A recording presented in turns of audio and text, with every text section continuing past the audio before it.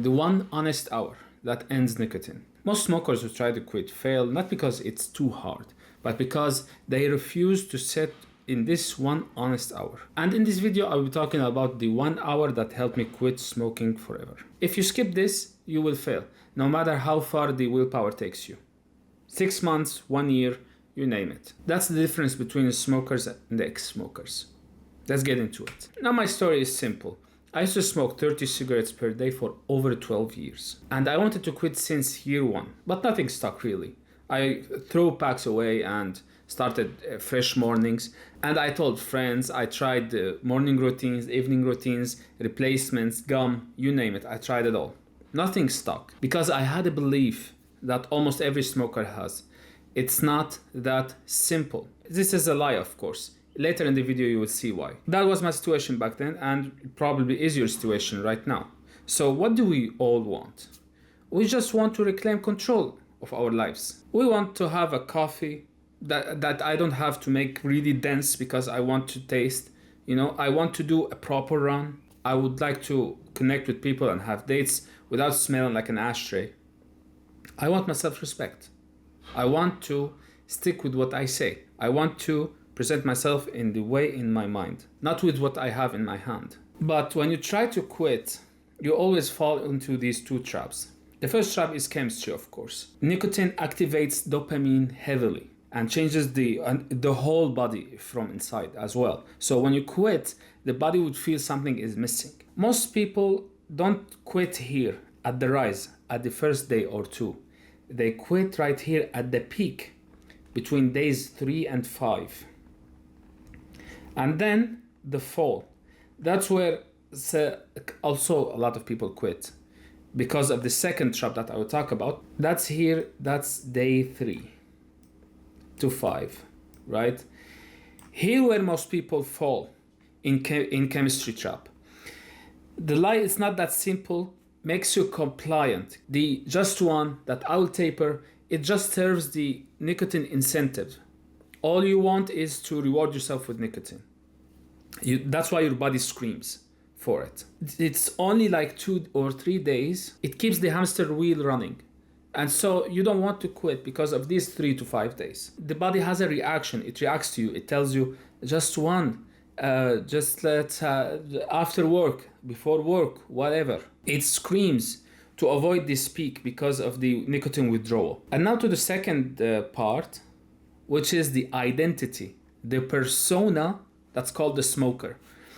It handles the stress for you. It handles the boredom, and it feeds the lonely wolf story, for example. I was fed with that story because I suffered a lot, and because I am a lone warrior, I smoke because nights are lonely, and so smoking is my companion. That's the thought of the lone wolf who smokes. And so this identity, that's where people also relapse, by the way, after day 7, after the chemistry trap. The lie, it's not that simple, keeps the identity intact. It protects you from the change. It's your comfort zone. Because it's easier to smoke than to say, well, I screwed up in the past. I should have taken different route. My life is not good and I can improve it, and yet I'm not doing anything. That is way harder than to say, just one, let me smoke one. And most people stay smokers because they want to avoid their lives.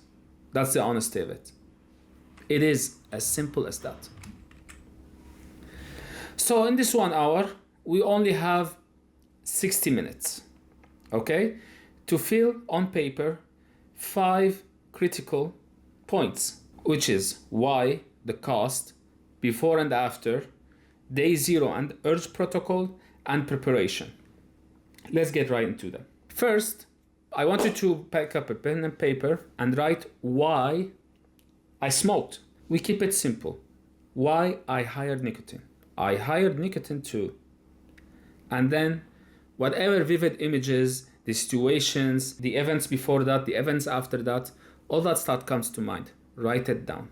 The deal is, most people avoid talking about it, but you hired nicotine for a reason. It's to calm a conflict, feel better about yourself, belong to the cool people, fill the silence, enhance the story you have about yourself. And this is why it's important. Until you know why you smoked in the first place, you will never know how to replace it, because it is a feeling that made you smoke. You didn't read a catalog about smoking, let's be honest. You didn't see the benefits. You only saw what feeling and what situation it fixes. And it stuck with you since then. It's important to understand the truth about the past and reconcile with it. Next, the cost. Also as simple as that. Short-term give minus the long-term steal is the net reality. With this, you will be able to see how much it really costs you to stay a smoker. Health. For example, I have asthma, right? The asthma amplified with smoking. And instead of relying on a small relief, I have now to take heavier medicines for my asthma. The money aspect of it. Let's say for me, for example, I smoked 30 cigarettes per day, meaning 1.5 pack for 12 years. $3. If let's say the pack is $2, $3 daily, okay? 365 multiplied by 3, that's 1,095. Multiply that by 12, you get 12,000 or something. I could have had $12,000 in my hand right now. Let's talk about relationships. Now, when you are a smoker, you date a smoker as well. And let's be honest, most of smokers have something that is keeping them a smoker. Could be a heavy wound, and thus there will be some psychological issues that later on, when you discover after marriage, you will live a conflict, you will live a toxic relationship, you will live a lot of bad stuff just because of choosing someone who smokes, because you smoke. Also, if you are in self-improvement and smoking, I highly recommend that you actually quit, because you can count time with it. Let's say that you smoked for 1 hour. Let's say that you smoke 10 cigarettes a day, and each cigarette takes 10 minutes to finish. That's 100 minutes. That's 1 hour. That's 1.5 hours of your life smoking. Okay? Small doses, big doses, doesn't matter. You're not doing something when you are smoking. We all know that. Now, 1.5 hours, the same way I counted the money aspect of it, I can also count the hours aspect of it. I'll be generous, 5,000 hours. 5,000 hours is way more than enough for you to learn a new language and speak it fluently, or learn a new skill and become closer to master it. That's how important this 1 hour is that you waste daily smoking. You could have had extremely different life. Why all that was sacrificed? To feel good about myself while I was alone smoking. Is it making sense to you right now? How the real cost of staying a smoker? And that's only in the past. Now, if we move to the future, the disaster doesn't get smaller, it gets bigger. Now we move to images. The before and after me. The before me, like before smoking, the during smoking era, I was anxious. I was feeling lonely. I was rejected. I was exposed to that event in my life. Like I was into this toxic relationship with my parents. I was this and that. And so anxiety, wanting to hide, rushing to results because fear of missing out, because you've missed out on something important before, and you're stuck in performing, and so you smoke to cope with this fact. But you also have the contrast. The noise that is telling you to quit also has a vision. What you want to be. You want to be more grounded. You want to be firm. You want to be honest. You want to be free. You want to be able to say no whenever, wherever.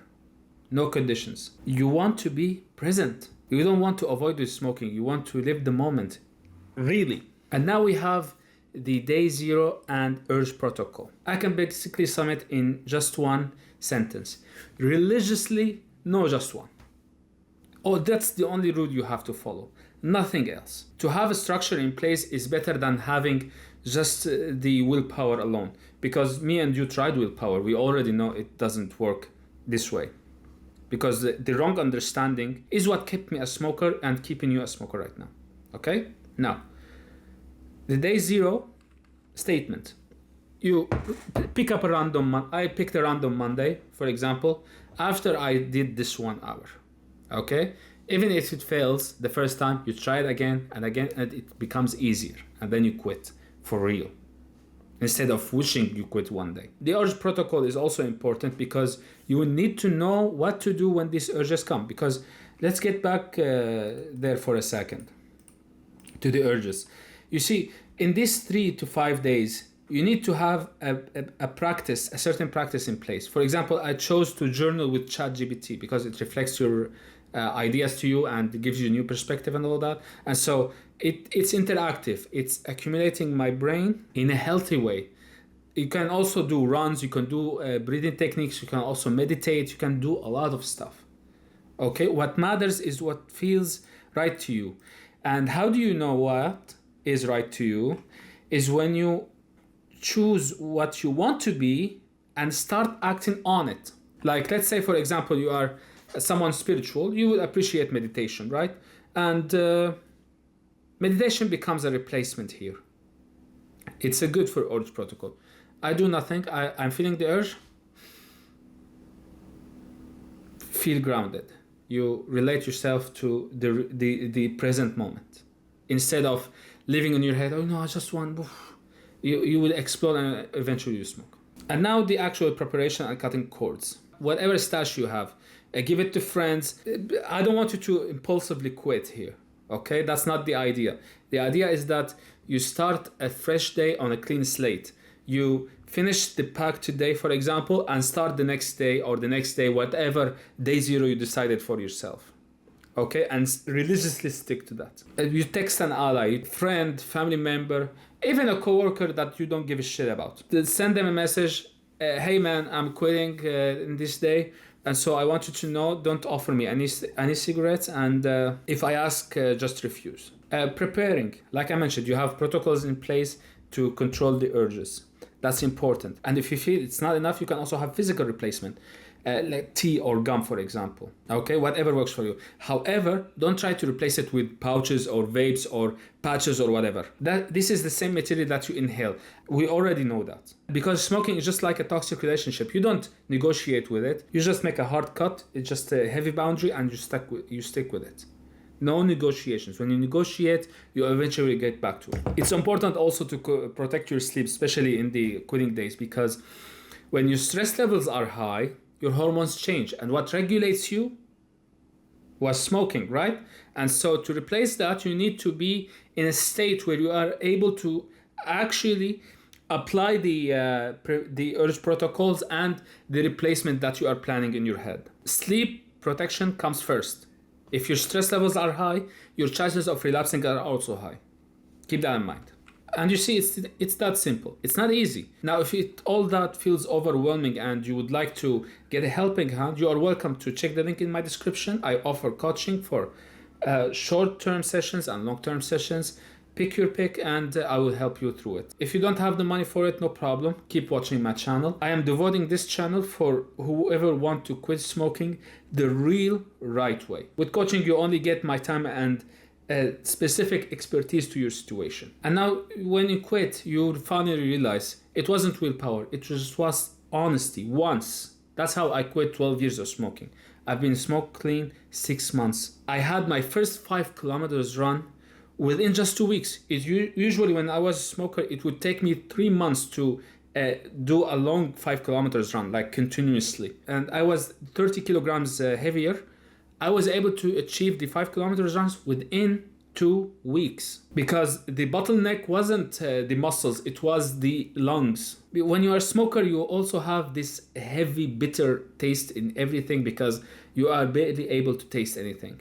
But after I quit, I just make a light coffee and I enjoy it. It doesn't have to be bitter and really thick, just a normal coffee. And I don't have to add tons of sugar and add tons of cream. Just a normal black coffee does the job for me. And you see, it is that simple. All you have to do is just to be honest for 1 hour with yourself. Just one. In the next video, I'll be talking about day 0 setup and how to manage it, the morning routine, the evening routine, the work routine, the relapse traps get you back into smoking. If you made it through the whole video, I'm proud of you, and quitting for you is a matter of time. Just practice. Don't just binge watch. practice, and whenever you need, just get back to this channel. And like I said, if you want my coaching, you are welcome to check it. Other than that, I leave you with peace. Take care.